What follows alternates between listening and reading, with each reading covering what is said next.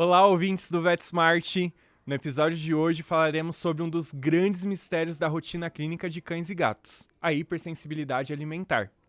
Essa doença possui um diagnóstico desafiador, mas com o avanço da ciência e principalmente da nutrição, é possível encontrar soluções mais eficazes para o manejo e tratamento dos sintomas.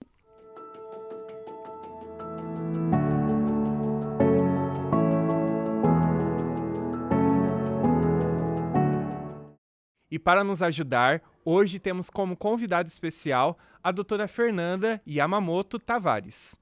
Ela é formada pela Faculdade de Medicina Veterinária e Zootecnia da Universidade de São Paulo, possui residência em nutrição e nutrição clínica de cães e gatos no Hospital Veterinário Governador Laudo Natanel, na Unesp de Jaboticabal, e pós-graduada em nutrologia de cães e gatos pelo Instituto de Pesquisa Ranvier. Atualmente, ela faz parte da diretoria da Sociedade Brasileira de Nutrição e Nutrologia de Cães e Gatos e também faz uma pós-graduação em um MBA focado no mercado pet pela FMVZ USP. Olá, doutora Fernanda, muito obrigado pela sua presença aqui no VetSmart. Olá, tudo bem? Eu espero que estejam todos bem em casa. Eu que agradeço o convite, eu estou muito feliz de estar aqui e ajudar a contribuir aí para os médicos veterinários melhorarem o diagnóstico de hipersensibilidade alimentar. E a gente está muito feliz em te receber aqui hoje. A gente está cheio de perguntas aqui bem interessantes sobre hipersensibilidade alimentar e vamos esclarecer tudo, né? Vamos deixar tudo aqui bem esclarecido para os médicos veterinários melhorarem esse diagnóstico aí. A primeira pergunta é sobre a hipersensibilidade alimentar. Ela é também conhecida como dermatite trofalérgica. E é um tema complexo na rotina clínica. Por que existem tantos mistérios por trás do diagnóstico assertivo dessa condição em cães e gatos? Tá. Pensando na dermatite trofalérgica, os sinais clínicos, eles são muito similares com uma dermatite atópica. Então, vai o primeiro desafio. Quando chega um animal com uma manifestação dermatológica, os clínicos, especialistas, na hora de investigar, pensam primeiro na dermatite por picada de ectoparasita, o que é o certo, né? Acabam descartando, né, fazendo o tratamento, e a partir do momento que fez o descarte da dermatite por picada de ectoparasita, não resolveu, já pensa direto na dermatite atópica. Só que nesse meio do caminho, a gente tem que investigar a origem alimentar. E muitas vezes não é investigado ou não é investigado da melhor forma, da forma correta. Então, esse é um dos pontos que a gente ainda não consegue fazer um diagnóstico assertivo. Segundo que, pensando ainda na dermatite trofalérgica, o animal vem em crise, o clínico, o veterinário, o especialista passa um tratamento que faz o animal melhorar, o tutor fica satisfeito e tá tudo bem. Daqui um tempo, volta a acontecer de novo, é o mesmo tratamento, melhora, e assim vai. E aí o tutor percebe, eu já sei o que ele melhora, então eu vou fazer por conta. Até que começa a ficar de uma forma repetitiva. E aí, quando fica repetitivo, precisa investigar realmente a origem alimentar, né? Então, quando vai investigar a hipersensibilidade alimentar com dieta de eliminação, não basta só fazer a prescrição de uma dieta hipoalergênica. Muitas pessoas acham que é só dar a ração hipoalergênica, né? E tá tudo bem, mas tem todo um manejo por trás, né? Tem que fazer a orientação correta para o tutor. Então, tudo que vem de extra, seja de petisco, de medicação com palatabilizante, tudo interfere nessa dieta de eliminação. E claro, o tutor também faz um papel super importante na hora da gente fazer o diagnóstico assertivo.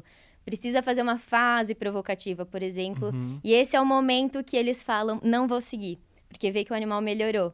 Então, é o ponto crítico, assim, para a gente não conseguir fazer o diagnóstico, fechar, bater o martelo. E hoje ainda existem os testes sorológicos de sangue que estão em alta, porém ainda a recomendação de literatura pede para a gente seguir com dieta de eliminação, porque esses testes ainda não trazem resultados fidedignos, eles dão muitos falsos positivos.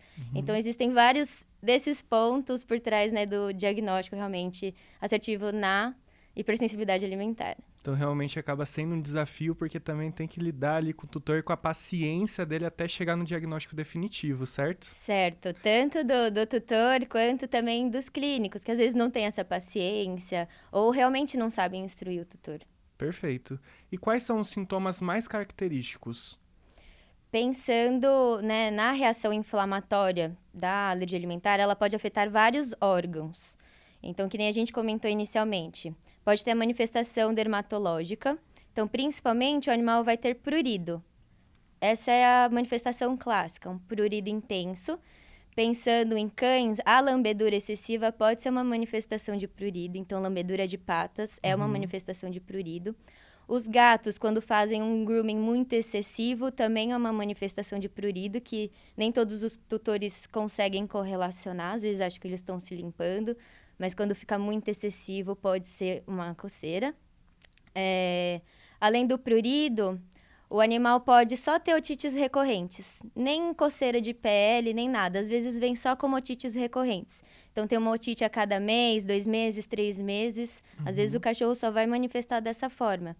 Lesões de pele, né? Pododermatites. E pensando nas regiões que mais acometem, os cães têm as regiões mais clássicas. Então, é o prurido na coceira, nas patinhas, nas axilas e virilhas. O gatinho também ele é bem característico, é mais na parte da face e abdômen, né? E quando começa a ficar de uma forma crônica essa reação inflamatória, aí pode vir alopecia, hiperpigmentação, lignificação da pele, então coisas mais crônicas. Pensando em manifestação em trato gastrointestinal, que isso pode acontecer também, vai depender muito da porção do trato gastrointestinal que está inflamado. Então, por exemplo, quando inflama estômago e duodeno, vem muitos vômitos. Quando tem inflamação de intestino delgado, por exemplo, como o intestino delgado é onde faz a absorção, né, dos nutrientes, tem digestão enzimática, o animal pode começar a perder peso. Muitas vezes não tá com alteração de apetite, porque como ele não está absorvendo, ele vai ter fome. Dependendo do grau de inflamação, pode gerar um sangramento. E como tem as enzimas para fazer digestão, acaba saindo melena nas fezes. Quando está inflamado o intestino grosso, né, a colite, que é a forma mais comum de manifestar em trato gastrointestinal, vem a diarreia líquida, porque o cólon é onde absorve água. Então, se ele está inflamado, não vai fazer essa absorção da forma correta. Vem muco, dependendo do grau da inflamação, vem sangue vivo. Então, vai depender muito da região, pensando em trato gastrointestinal, ou vai inflamar tudo e vai vir vômito, diarreia, né? Além disso, borborigmas, flatulência podem ocorrer também. E existe também, relato em literatura, sinais em trato respiratório para gatos. Então, gatos com tosses, espirros, secreções em todo o sistema respiratório, a indicação é investigar a origem alimentar. E, por último, os gatos que têm o complexo gengivite-estomatite, onde hoje a recomendação é fazer o tratamento periodontal, existe a recomendação de triar a alimentação antes da extração dentária. Então, existem relatos de literatura até aqui no Brasil, que entrando com alimento hipoalergênico, melhorou muito e o gatinho não precisa fazer a extração dentária. Olha só que legal. Então, os mais comuns a gente sabe que é o dermatológico e em trato gastrointestinal, mas ainda existem os respiratórios, esse do complexo gengivite-estomatite. Então, realmente uma coisa multifatorial, né? Para conseguir chegar até o diagnóstico definitivo é realmente um desafio. Porque eu acho que dentre essas possibilidades existem muitas doenças que podem estar acometendo e manifestando aqueles sintomas. E eu acho que uma dificuldade do clínico é ter esse olhar para a alimentação hoje em dia, né? Então, a alimentação provavelmente deve ser a última coisa. Vamos tratar aqui, talvez deve ser uma virose, talvez deva ser alguma coisa parasitária. E é muito bom você estar trazendo esse sinal de atenção para o clínico também, olhar com mais carinho para a alimentação, né? Sim, e isso que você falou é muito certo. Então, existem várias outras doenças, outras comorbidades que podem levar aos mesmos sinais clínicos. E muitas vezes o clínico não faz a triagem correta, né? Então, às vezes chega para mim para investigar uma hipersensibilidade alimentar e o clínico não fez o básico, que, por exemplo, é um copro parasitológico, não fez o exame de fezes. Perfeito. Né, algo que é básico para a gente descartar a verminose. Então, existe essas outras doenças que podem gerar os mesmos sinais clínicos que devem ser descartados. Até doenças endócrinas pode levar a vômitos e diarreias. Então, existe uma lista imensa que a gente precisa descartar para pensar na hipersensibilidade alimentar. Perfeito, doutora. E existe alguma predisposição racial para esse tipo de hipersensibilidade? E também existe alguma fase da vida que seja mais característico o paciente passar por isso? Hoje a gente sabe que a hipersensibilidade alimentar, ela tem uma predisposição genética, né? Ou seja, alguma falha genética que leve a alguma alteração do sistema imunológico. Então, ainda não se sabe ao certo que gene que é, por que isso acontece. O que a gente sabe é que existe uma falha ou no sistema imunológico, pensando ali na mucosa intestinal, ou do sistema imune em geral, na produção de imunoglobulinas. Pensando em raças, ainda não está bem definido as raças mais predispostas. O que a gente sabe é um compilado de estudos, onde teve maiores prevalências de algumas raças. Então, por exemplo, pensando em cães, o West Highland Terrier, o Labrador, o Shih Tzu, o Maltês. E pensando nos gatinhos, os siameses, né? Mas é difícil ter o siamês original, real. Então, a gente pensa nos cialatas, né? Mas, claro, os vira-latas também podem ser acometidos, outras raças. Então, ainda não está bem definido a predisposição racial. A genética a gente sabe que está envolvida. E pensando na prevalência, né, de idade, para cães é bem sabido que pode acontecer em cães jovens, então de 1 até 2 anos. E mais para a fase sênior, né, acima de 6 anos. Os inícios dos sinais, as manifestações clínicas. Os gatinhos é um delta de tempo muito variado. Então, existem relatos de 6 meses até 12 anos, então existe um intervalo muito grande. Mas a prevalência mesmo gira em torno de 3 a 5 anos de idade. Tá? O que acontece começa a surgir os sinais clínicos nesse período de tempo, o tutor não se liga, ou o clínico, o especialista vai demorando para diagnosticar, e aí vem outras fases, né, para o especialista, o nutrólogo, por exemplo. Mas os primeiros sinais é mais ou menos nessa faixa que eu falei. Perfeito. Voltando um pouquinho sobre o desafio da orientação do tutor em questão do diagnóstico. Como que a gente faz para convencê-lo a seguir a dieta recomendada, que é um desafio que muitas vezes você disse que eles veem a melhora do paciente, depois voltam atrás. E também como vai funcionar todo o processo de diagnóstico. Como que o clínico ele pode ter essa abordagem de uma maneira mais assertiva com o tutor? Tá, então, pensando na adesão do tutor, né, para fazer toda essa triagem, eu peso bastante em qualidade de vida do animal. Então, por exemplo, um animal que tem muito prurido, não para de se coçar, não para de se lamber, ele não tem a qualidade de vida, o bem-estar dele não está garantido, né? E até às vezes é algo que ele quer resolver, né? E pensando em vômito e diarreia, quando vem esses sinais, é mais fácil deles aderirem, né? Por conta de sujeira, e parece que na cabeça deles é mais grave quando é vômito e diarreia.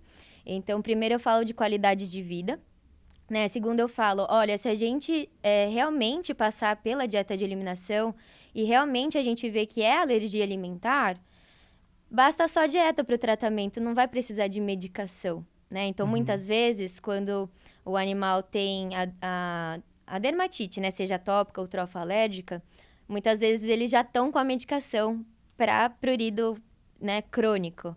E muitas vezes é custoso, né, para o tutor. Então, eu falo, olha, se a gente investigar a origem alimentar e for isso, é só dieta que vai bastar. Você não vai precisar investir em medicação. E medicação a longo prazo, né, a gente ainda não sabe quais são os efeitos no organismo.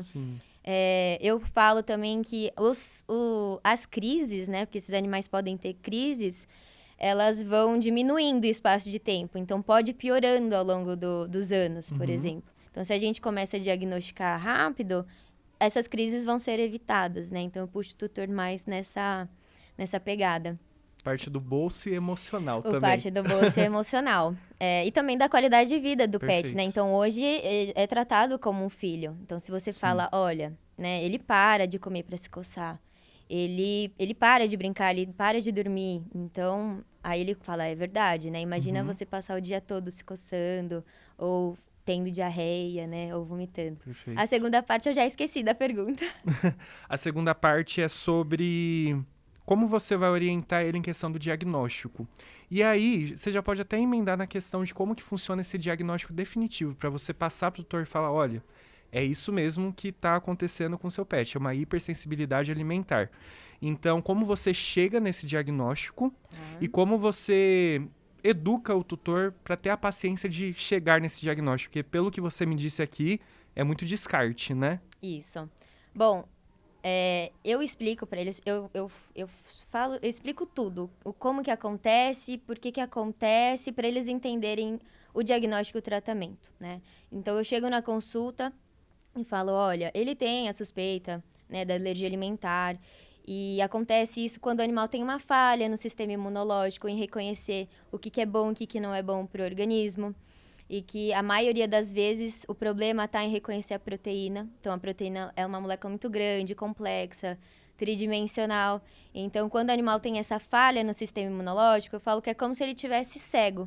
E ele vai palpando as estruturas, né, as proteínas da dieta para saber do que se trata. Então, quando o sistema imunológico está funcionando bem, ele olha e fala, isso é uma proteína de um frango, isso é uma proteína de um vírus que eu tenho que combater. E aí, quando ele come, a proteína chega ali no intestino, o intestino tem um sistema imunológico de prontidão para fazer algum combate. E como tem essa falha, né, ele está palpando e está vendo que as estruturas são muito similares, por via das dúvidas, ele vai reagir, não vai correr esse risco. Então, o organismo faz uma reação inflamatória, que pode ter a manifestação dermatológica ou manifestação em trato gastrointestinal, né? E aí, aí começa todas as manifestações clínicas. E aí, pra gente descobrir, né? Eu falo, olha, pra gente descobrir, a gente precisa passar por uma dieta de eliminação. Então, como que funciona? Ela pode ser feita tanto com uma dieta comercial hidrolisada, que seriam as rações hipoalergênicas com a proteína hidrolisada, ou com dieta caseira, com uma proteína inédita. O que seria uma proteína inédita, né? Uma proteína que o animal nunca teve contato. Isso é muito difícil de acontecer, porque hoje no mercado pet existem petiscos de vários sabores. Muitos. Cordeiro, suíno, peixe, pato. Então, é muito difícil hoje da gente seguir esse caminho da proteína inédita. E os estudos recentes, eles sugerem que a prioridade seja investigada com uma dieta hidrolisada. Perfeito. Por quê? Né? Eu falo, uma dieta hidrolisada, né, a proteína já está toda fragmentada, toda pequenininha, em tamanhos tão pequenininhos que o sistema imunológico não tem mais aquela dificuldade em reconhecer o que é bom e o que é ruim. Né? Então, ele fala, você é como se fosse um aminoácido, você pode passar, tá liberado. Né? Então, não é mais aquela molécula complexa e tridimensional. E aí, eles começam a perceber, tá. E aí, eu falo, e também depende o grau da hidrólise. Né? E aí começa a complicar. Eu falo, olha, o tamanho que eles toleram é mais ou menos, né, abaixo de 8 quilodaltons. Eu falo, pensa em 8 centímetros, né? E as proteínas hidrolisadas tentam trabalhar abaixo de 8, uma média de 5, 3. Aí eles começam a entender aonde está o caminho. E aí eu falo que a dieta de eliminação, ela tem que ser feita, né, exclusivamente essa dieta, que tudo que o animal recebe por fora vai interferir. Por quê? Né? Se ele tem alergia, basta um pouquinho para não dar certo. Aí eu tento fazer uma analogia com uma pessoa que é intolerante a glúten, por exemplo. Né? Para eles entenderem. Não é a mesma coisa, mas para eles entenderem. E aí a dieta de eliminação, ela tem que ser feita no mínimo 8 semanas até 12 semanas. Isso vai depender da manifestação. Então, pele demora para responder. Então, a pele pode ser uma resposta mais tardia. Trato gastrointestinal costuma responder em 4 semanas, tá? Mas a gente completa as 8 semanas. Quando a gente faz com a ração hidrolisada, já é um alimento completo e balanceado. Então, não existem riscos de deficiência nutricional, tá? Então, o animal fica exclusivamente com a ração hidrolisada durante 8 ou até 12 semanas. Perfeito. Quando a gente parte para a dieta caseira com a proteína inédita, seja porque o animal não aceitou a ração hidrolisada, então isso pode acontecer por conta de palatabilidade, ou por qualquer outro motivo, né? O animal em sobrepeso, obeso, que a gente sabe que as rações hidrolisadas não têm esse perfil, né, para perda de peso. E conseguimos achar uma proteína que o animal não teve contato, ela existe em fases, né, para fazer com a caseira. Então, a primeira fase, a gente só usa uma fonte de proteína, a inédita, né? E uma fonte de carboidrato tentando evitar grãos também, por conta de reação cruzada. E o animal fica desses 2 ingredientes exclusivamente durante 8 semanas, pelo menos. Perfeito. Então, eu falo que é uma dieta desbalanceada de propósito, Uhum. né? Mas que ao longo da dieta de eliminação a gente vai incluindo coisa por coisa até deixar completa e balanceada. Então, se o animal já, por exemplo, já faz uso de uma dieta caseira desbalanceada, talvez a ração nesse primeiro momento seja melhor, porque ela é completa e balanceada. Porque senão ele vai ter que ficar mais 2 meses com uma dieta desbalanceada. Ela é desbalanceada em vitaminas e minerais, mas os aminoácidos, energia a gente consegue garantir só com esses 2 ingredientes, tá? E aí, o animal ficando bem, né, durante essas 8, 12 semanas, com a dieta caseira, a gente vai evoluindo. Então, passa para a fase para inclusão do óleo, né? Então, vai colocando coisa por coisa, até saber o que o animal tolera ou não. Colocou o óleo de uma forma gradual, ficou bem? A gente parte para a suplementação vitamínica e mineral hipoalergênica, né? Então, tem que tomar cuidado também. Porque existem vários suplementos no mercado para a dieta caseira que são considerados hipoalergênicos, mas às vezes tem levedura. Aí, Ivete, fica a dica, tá? Porque muitos animais alérgicos, eles podem reagir à levedura também. E aí é um furo aí na dieta caseira e às vezes não pode dar certo. Então, hoje existem alguns suplementos para a dieta caseira hipoalergênicos que não tem levedura, que é o que eu priorizo, tá? E essa introdução tem que ser bem gradual, em 15, 20 dias. Porque, às vezes, o problema nem 100% é a proteína. Às vezes, pode ser alguma coisa da suplementação que a gente ainda não sabe por quê. Mas muitos animais reagem. Então, a gente faz uma forma bem gradual para saber se vai dar problema, se não vai. Até para o animal ir se acostumando, né, com o cheiro do suplemento. Porque não adianta nada ele comer uma dieta caseira sem a suplementação. Perfeito. Completando todo esse passo a passo, ficando com uma dieta completa, balanceada, ficou bem, a gente bateu o martelo? Ainda não. Então, precisa fazer a fase provocativa. E aí, o tutor já fala, provocativa? Eu falo, isso, provocativa. Dá medo, mas a gente precisa passar por ela. Só dessa forma que a gente vai bater o martelo, tá? Então, a fase provocativa seria eu voltar com o alimento que o animal comia, seja a ração ou a fonte proteica que ele comia antes, né? Não precisa ser 100%, basta como petisco, 50%. Durante 7 dias. Durante 7 dias não deu nenhuma reação, vamos ficar mais 7 até completar 2 semanas. No 10º dia eu percebi que ele tá se lambendo mais, tá se coçando mais, ou o cocô começou a ficar estranho. Não precisa ficar ruim, péssimo, né? Do jeito que ficava na crise. Já suspende, volta com o alimento que o animal ficou estável. Se ele voltar a melhorar, batemos o martelo. Tem um sinal vermelho aí. Aí a gente consegue fechar o diagnóstico, né? E aí, caso o animal responda à dieta anterior, aí a gente pode fazer a provocativa com ingredientes diferentes. Então, por exemplo, a literatura traz pra gente que as proteínas que eles mais reagem é o frango, bovinos, lácteos, o ovo. Então, a gente pode ir colocando coisa por vez até descobrir o que o animal tolera e o que o animal não tolera. Perfeito. E fazer um checklist lá. Então, o Bob é alérgico a frango. Check. O Bob é alérgico a bovino. Eu testei o ovo e não deu alergia. Então, a gente vai fazendo uma lista do que pode e o que não pode. E aí, eu falo pro tutor, olha, é importante a gente passar por essa fase, porque pensa que lá na frente, pode ser que ele não tenha só alergia alimentar. Ele pode ter outras comorbidades, que eu precise alterar a dieta, né? E eu não quero fazer o teste quando ele não estiver 100% bem. Então, por exemplo, descobrimos uma doença renal crônica porque ele ficou em crise, né, urêmica, por exemplo. Nossa, eu tenho que mudar a dieta dele para um perfil renal. O que eu posso usar nessa dieta? Né? Então, o melhor é eu ter provocado quando ele tá bem. Perfeito. Fazer um checklist, saber o que é seguro, o que não é seguro, para eu poder formular, saber que dieta que eu posso usar, pensando nas comorbidades que o animal pode ter lá no futuro. Então, é mais ou menos esse passo a passo, essa conversa que eu tenho com o tutor para puxar ele e aderir durante todo esse diagnóstico. E uma curiosidade, em média, quanto tempo pra gente conseguir chegar até o diagnóstico normalmente? E no meio desse período aí, você já, assim, presenciou muita desistência do tutor? Ao ponto de, tipo, até aqui não, até que tá bom, ele já melhorou, e aí às vezes ele volta com crise de novo para você, ou às vezes o tutor desaparece. Então, como que funciona todo esse processo? Tá. Então, durante todo o diagnóstico, né, pode demorar em 4 meses. 4 meses. São 4 meses que você vai ter que ficar atento no WhatsApp, cobrando o tutor, porque realmente, às vezes, eles somem. E, normalmente, eles somem, por exemplo, quando é uma enteropatia crônica, que pode ser origem alimentar, pode ser autoimune, pode ser muitas coisas, né? Pode responder a dieta, pode responder uma dieta hidrolisada, pode responder uma dieta gastrointestinal, uma dieta com alta fibra. E aí, a nossa primeira escolha é um alimento hidrolisado quando esses sinais passam de 3 semanas. Perfeito. Mas eu converso, olha, às vezes não vai melhorar, né? E às vezes ele fala, putz, não melhorou mesmo.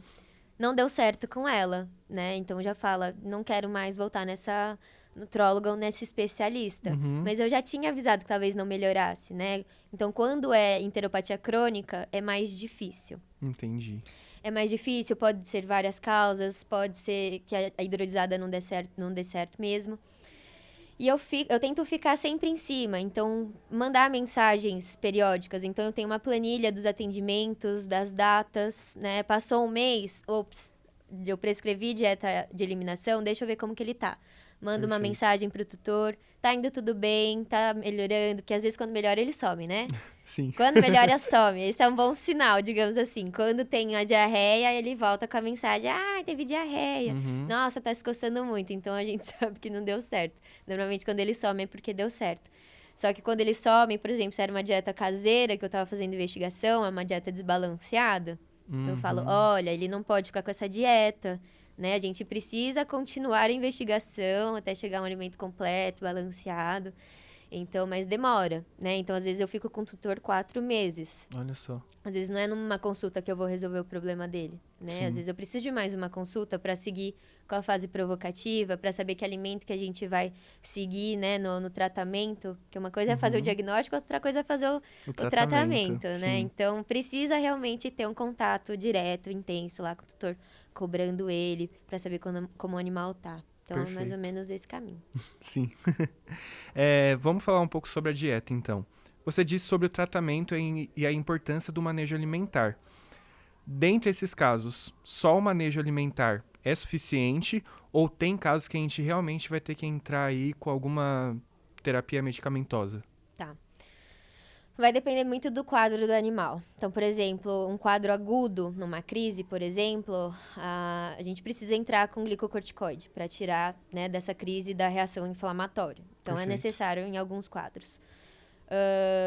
Então, por exemplo, o animal que está com prurido intenso, uma lambedura de patas intensa, chegou com piodermite secundária, né? Porque acaba que eles vão se lesionando, aquela saliva vai gerando um ambiente para predispor, né, as bactérias secundárias, a gente precisa entrar com tratamento, sim, né? Às vezes não só o glicocorticóide, mas às vezes antibiótico, shampoos antissépticos, pensando em pele. Pensando em trato gastrointestinal é um pouquinho mais grave, digamos assim, né? Porque vômito e diarreia pode levar à desidratação, o animal precisa de uma fluidoterapia. Se ele está apresentando muitos vômitos, às vezes é necessário entrar com antiemético. Existem algumas escalas, alguns scores. Por exemplo, existe o CCCAI, não sei se todos os clínicos conhecem, mas é um score de gravidade de enteropatia crônica. Ele é uma escala que ele pontua a gravidade do animal de acordo com o apetite, de acordo com a albumina, de acordo com várias coisas. E aí, dependendo da numeração que dá esse score, o clínico sabe que ele tem que entrar com algo a mais. Então, por exemplo, as diarreias, hoje a gente evita ao máximo usar antibiótico, mas existem algumas diarreias mais graves que é necessário, né? Então, esse CCK, que é esse score da gravidade, ajuda o clínico a decidir se entra ou não. Probióticos, às vezes, é necessário. Probiótico é uma suplementação, né? Então, acaba não sendo uma medicação, mas entra. Analgésicos, estimulantes de apetite, né? Quando o animal não está se alimentando bem por conta de inflamação no intestino. Então, vai depender muito dos sinais clínicos, né? Pra gente fazer esse suporte. Mas, de forma geral, é isso. E muitas vezes a gente precisa deixar alinhado com o tutor, porque nem sempre, né, a coceira vai melhorar com a dieta hipoalergênica, porque às vezes é realmente uma atopia, ou são duas coisas ao mesmo tempo. E aí eu falo que quando é atopia, né, a atopia é como se fosse uma pizza e cada fatia é um fator para desencadear a resposta inflamatória. E a dieta é uma das fatias. Então, nem sempre a dieta vai resolver 100%, porque não, às vezes não era 100% alimentar, né? E vai precisar de medicação, né? Dependendo das crises, às vezes pro resto da vida. Então, tem que deixar muito bem alinhado pro tutor, porque às vezes fala, mas ela não falou que era só dieta. Depende muito do quadro, depende, né? De vários fatores. Perfeito. Mas a maioria das vezes, se for 100% alergia alimentar, só dieta vai resolver. Vamos lá. Agora é a pergunta do milhão. Ixi. A hipersensibilidade alimentar tem cura? Infelizmente, não tem cura. É uma alteração genética, então se o animal nasceu, vai ficar com aquilo, né? Às vezes pode manifestar precocemente, às vezes só no final da vida, mas o ponto positivo é que só a dieta, né? Se for 100% hipersensibilidade alimentar mesmo, só a dieta vai resolver, só a dieta vai ser o tratamento desse animal. Perfeito, doutora. A gente agradece muito por você ter esclarecido as nossas dúvidas e as dúvidas de milhares de clínicos, acadêmicos de medicina veterinária sobre a hipersensibilidade alimentar. E muito obrigado por ter aceito o nosso convite e por ter estado aqui conosco hoje. Eu que agradeço o convite. Eu espero que eu tenha resolvido as dúvidas de vários veterinários que estão assistindo a gente. E se ficou alguma dúvida, né, podem me achar lá no @vetprapet, que eu estou super disponível para sanar as dúvidas de vocês, dos tutores, o que os tutores trazem nas consultas. Muito obrigada. Obrigado. Nós sabemos que a hipersensibilidade alimentar é um assunto complexo na rotina clínica. E é justamente por isso que é importante discutirmos esse tema com profundidade, informação e principalmente com ciência. Dessa forma, fica mais fácil cuidar dos nossos pacientes. Este episódio tem o patrocínio da linha VetLife Natural Hipoalergênica da Farmina. Todas as informações técnicas dos produtos estão disponíveis nas páginas dos produtos no VetSmart. É só acessar e conferir. Não perca a oportunidade de participar da comunidade VetSmart, a maior e mais completa comunidade de medicina veterinária do Brasil. Lá você pode interagir com colegas, além de compartilhar materiais de estudo, casos clínicos, experiências e ainda tirar dúvidas gerais sobre diferentes temas. Basta acessar o site comunidade.vetsmart.com.br.